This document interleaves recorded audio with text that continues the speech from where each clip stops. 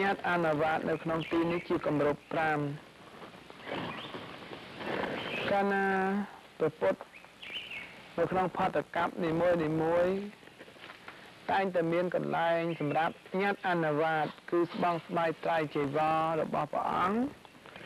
គឺញាតអនុវត្តស្បង់ស្បែកត្រៃចីវរអស់លោកអ្នកជាពុទ្ធបរិស័ទ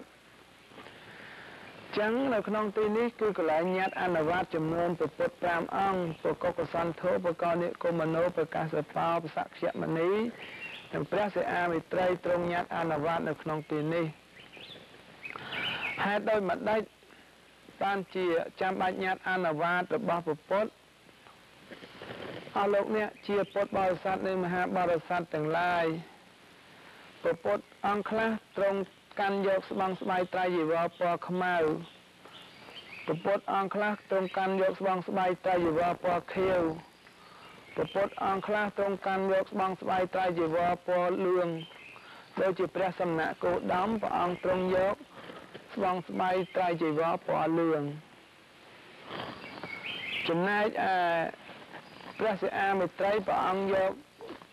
ញាតអនុវត្តស្បង់ស្បែកត្រៃចីវររបស់ព្រះអង្គពណ៌សអញ្ចឹងនៅក្នុងទីនេះនឹងនៅក្នុងវេលាយប់ម៉ោង1ឬក៏ម៉ោង2យប់នេះឯងនឹងលោកតានឹងត្រូវញាតអនុវត្តស្បង់ស្បែកត្រៃចីវរក្នុងសំណាក់សាសនាព្រះសិអាមិត្រីនឹងជំនួស